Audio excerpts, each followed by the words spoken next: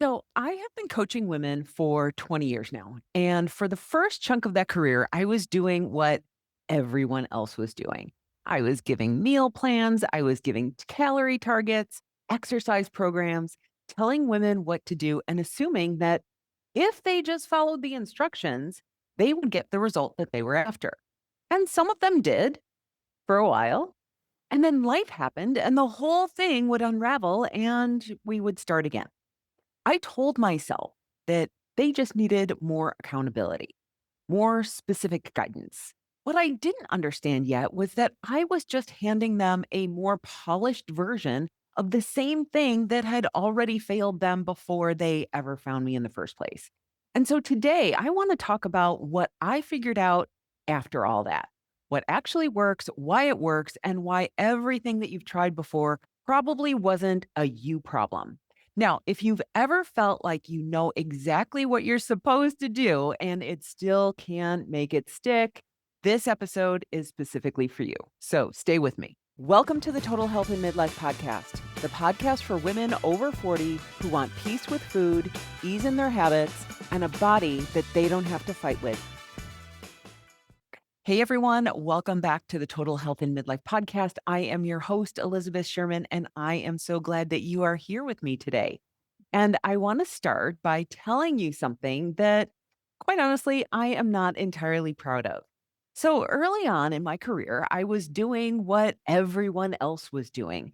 I had my clients tracking their food, counting their calories, following meal plans, because that's what I knew. That's what we all did. I was giving them exercise programs to follow, telling them how many days a week to work out and for how long. I was the one with the answers, and their job was to follow my instructions. And some of them did for a while, but then life got in the way. They had a stressful week at work, a vacation, a kid got sick, and then the whole thing would just fall apart. They would come back to our next session feeling guilty, frustrated, and a little embarrassed. And I would help them get back on track, hand them another plan, and then the cycle would continue again. I told myself that they just needed more accountability, better planning, more specific instructions. What I didn't see yet, because no one had taught me to see it, was that I was handing them a better version of the same thing that had already failed them a dozen times before I even showed up. A plan that lived outside of them, a set of rules that someone else had made me, a system that had no idea who they actually were or what their actual life looked like on a busy week when they were exhausted and hadn't slept and had three back to back meetings and forgot to eat lunch. I didn't have a sudden wake up moment, though. There was no single instance or client or anything where everything just shifted overnight. And I was like, oh, we need to do something different. What happened for me as a health coach was something slower than that. I started to notice patterns. The women who struggled most weren't the ones who lacked information. They knew plenty of things. They could tell me exactly what they were supposed to be eating. And they knew that they should be moving more, sleeping more, stressing less. They just couldn't make it stick when they needed it to. So I started looking for answers somewhere other than nutrition certifications and exercise science. And I got trained in habit formation, human behavior, cognitive behavior tools, and the psychology of how women specifically relate to their bodies, their food, and their sense of self. And so I started understanding why the standard approach wasn't just ineffective for some women. It was designed in a way that was almost guaranteed to fail most of us. And once I was able to see that, I couldn't go back doing what I was doing before. And so today I want to talk about what I do now, how I actually work with clients, and why it's so different from what most women have experienced when they've tried to get help with their health. Because if you are someone who has tried the programs, followed the plans, done the diets, worked with the trainers, and still you find yourself stuck, I want you to understand something. The problem has never been you. And so let me be direct about something that the diet industry has never been particularly honest about. Every plan, every program, every diet that you have ever followed was built on a set of assumptions about your body and your life. And most of those assumptions were wrong before you even picked up the plan. The standard model works like this: someone, somewhere, figured out a set of rules. Eat this, don't eat that. Stay under this many calories. Work out this many days a week for this amount of time. Follow these rules and you will get the results that you want. And on paper, it made sense, except your body is not a spreadsheet. The rules don't know that you are 52 and that your hormones have shifted in ways that mean your body processes food, stores fat, and recovers from exercise completely differently than it did at age 35. The rules don't know that you are running a department of 40 people and your cortisol has been elevated for so long that your body is holding on to every single calorie like it's preparing for something. The rules don't know that you haven't slept more than 5 hours in 2 weeks because your brain turns on at 3 a.m. and will not quit. The rules don't know any of that. They just say, eat less, move more, and if it's not working, try harder. That's the model. And it was built largely on research done on men. Younger men, in fact. Men without the hormonal complexity that comes with perimenopause and menopause. Men who were also not managing households, caring for aging parents, holding together careers and families, and everything else that lands on the shoulders of women at this age. So you followed a plan that wasn't designed for your body in a life it never accounted for. And when it didn't work, you were told the variable that needed adjusting was you, your commitment, your follow through, your seriousness about wanting to change. And that's a big lie, a well meaning one in some cases, but it's still a lie. And I want to be clear here about something because I know where your brain just went. Yes, I work with women who want to lose weight. That is real and legitimate, and it's a goal that many women want. And I am not going to pretend that it isn't. But the methods that most women have been handed in order to get there, the restricting, the tracking, the cutting, the rules, are actually the thing that makes it all more difficult. And so when your body is well rested, well fed, and not running on stress and cortisol, what I've noticed is it tends to find its own equilibrium. And not because of a diet, but because you stopped fighting it. Here's what's actually true. Prescriptive plans fail most women in midlife, not because those women are weak or inconsistent or not trying hard enough. They fail because the plan has no idea who it's talking to. It's generic. It doesn't know your schedule, your stress load, your sleep quality, your history with food, your relationship with your body, or what you're actually enjoying eating and doing. It's a generic solution applied to a specific, complicated, real life human being. And generic solutions applied to specific people have about the track record that you would expect. The other thing the standard model does, and this one is a little bit sneakier, is it teaches you to override your own body's signals. You're hungry, but the plan says that you've hit your calories. So you're supposed to drink water and distract yourself. You're exhausted, but it's a workout day. So you're supposed to push through anyway and do the workout. You're at dinner and you want a glass of wine, but the program says, no alcohol.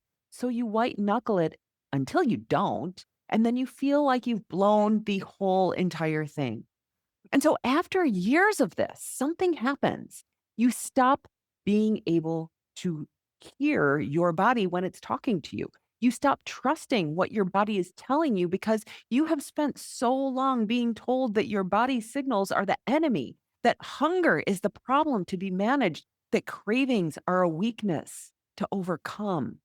And that is where most of the women that I work with are when they find me. They're not lazy.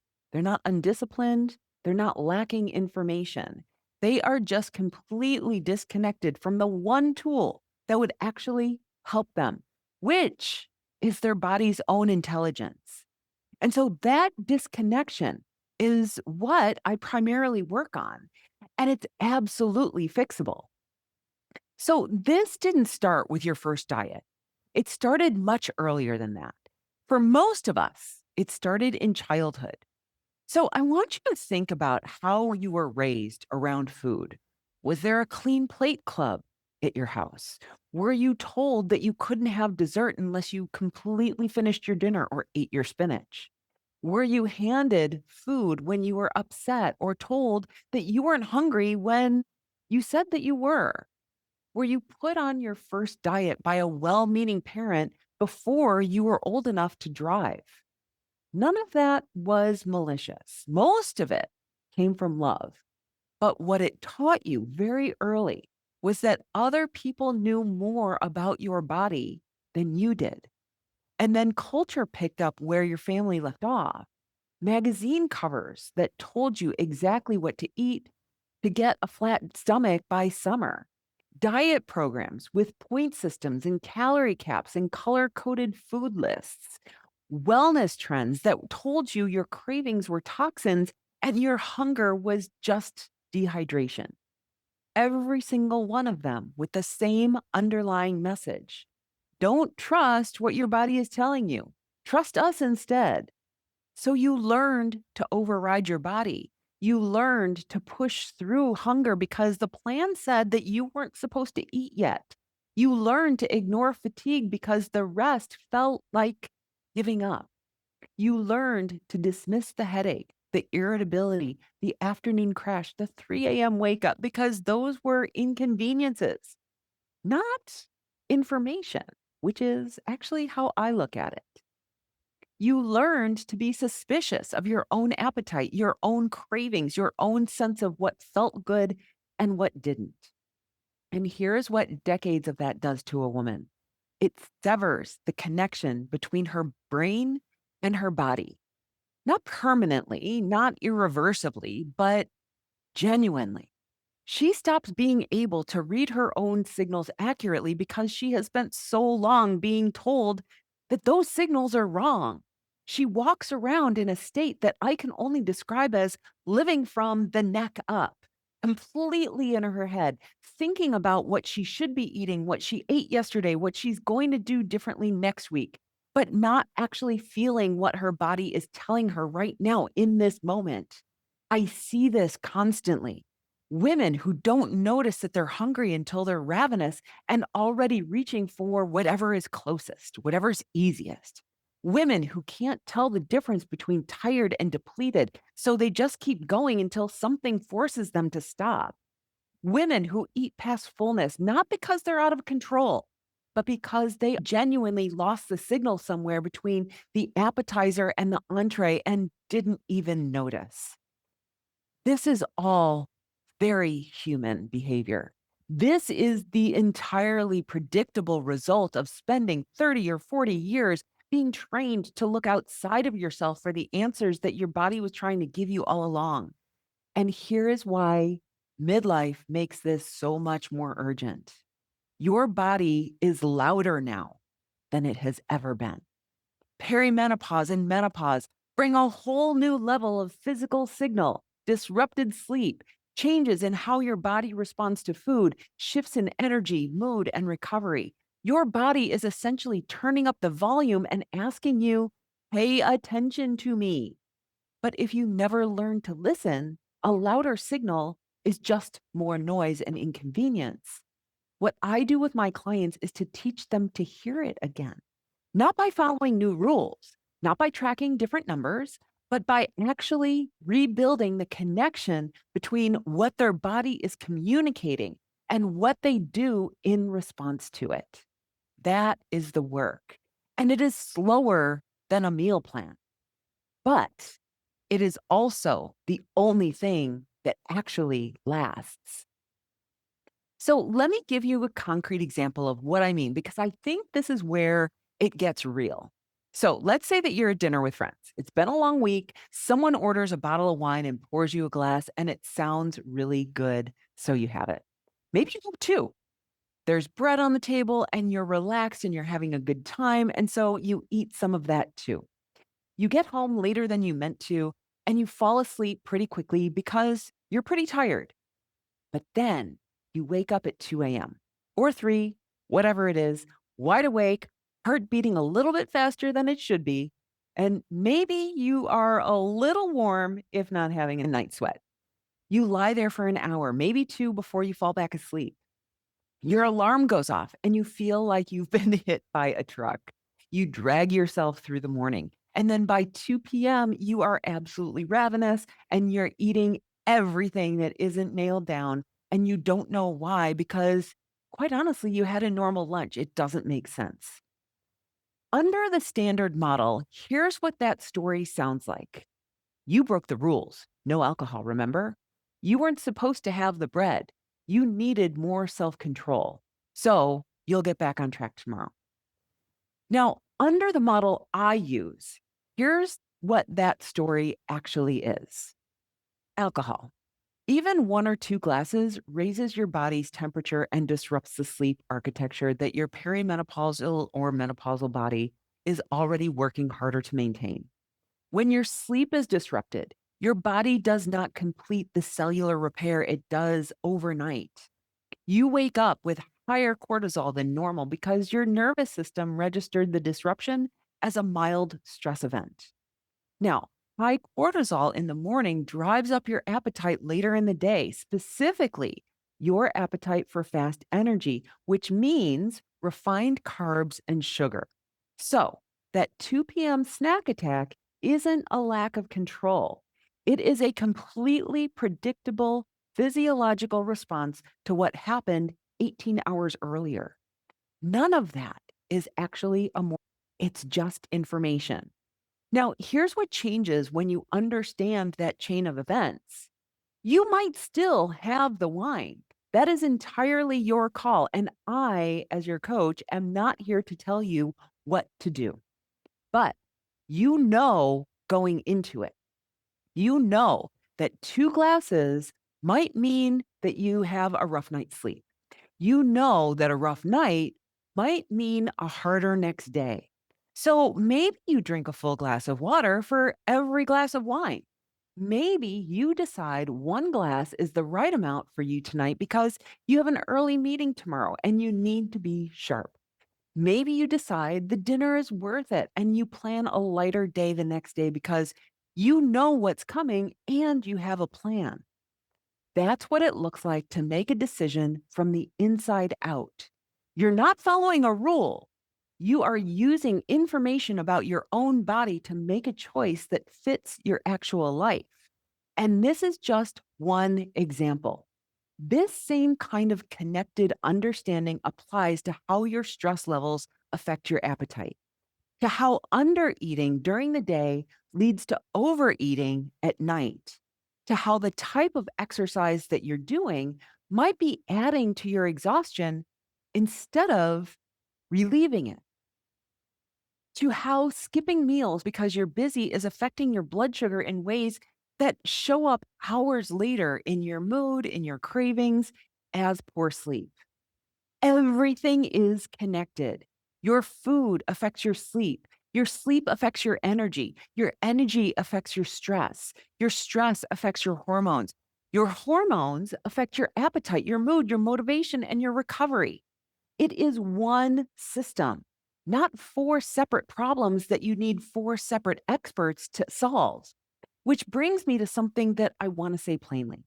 A lot of women come to me after spending real money seeing a nutritionist for the food piece, a personal trainer for the movement piece, and maybe a therapist for the emotional piece. And none of those providers are actually talking to each other.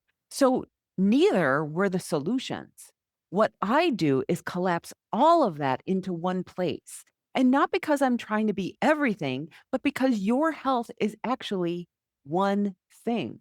And treating it like separate compartments is a part of why the standard model keeps failing you.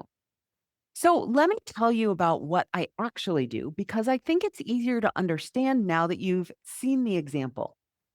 I am a master certified life and health coach. I am also a certified nutritionist, a certified personal trainer, and I have specialized certifications in sleep, stress, and recovery.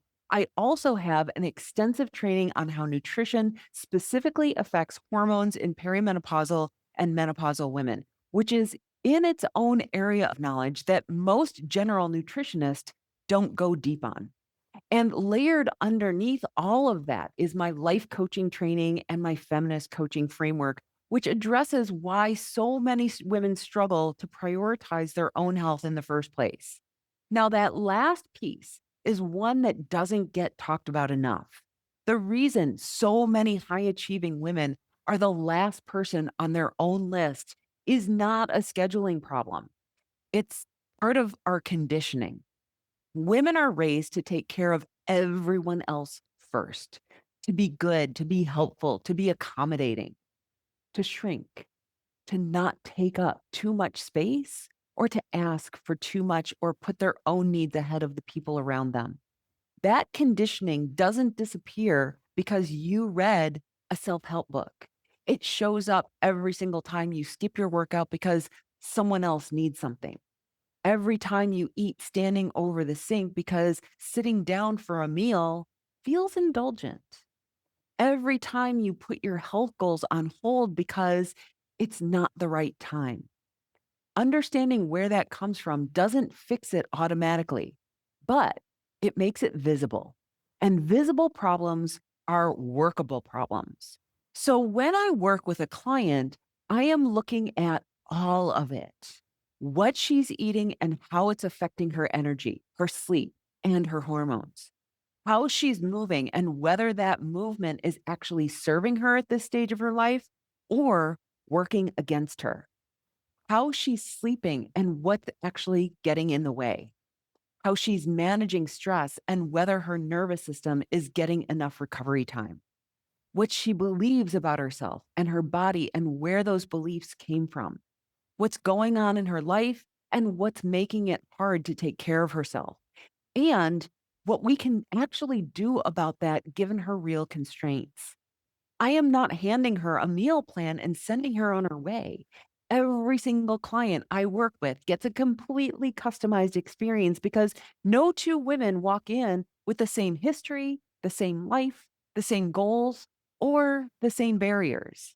What works for one woman genuinely does not work for another.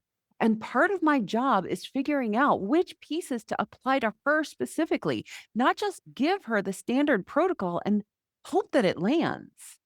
Now, you could get pieces of this from different providers: a nutritionist for the food, a personal trainer for the movement, a therapist for the emotional and psychological piece. But you would be spending significantly more money seeing three different people on three different schedules, and none of them would have the full picture. Your nutritionist wouldn't know what your trainer is doing to your cortisol. Your trainer wouldn't know that your sleep has been terrible for 6 weeks, and that's why your recovery is so slow. Your therapist wouldn't know that your eating patterns are directly connected to your hormonal shifts this week. I know all of it because I work with all of it. It's not me trying to oversell what I do. This is just an accurate description of what it takes to actually help a woman in midlife get her health back in a way that stays. One person, one conversation, one place where everything is connected. And so I want to talk about what we're actually aiming for because I think a lot of women come to me with a picture in their head of what healthy looks like. And that picture is working against them before we even start. When most women say that they want to be healthy, what they're describing is a version of themselves from like 20 years ago, or a body that they saw in a magazine, or a standard that was set by someone else for someone else at a completely different stage of life who has different circumstances. And they are measuring every effort, every choice, every result against that standard and we always come up short. That's not a goal, that's a setup. Now, here's how I think about it instead. There's this concept called optimal health. I have another podcast about it, and I will link to it in the show notes. Optimal health is the best health available to you given the actual circumstances of your life right now.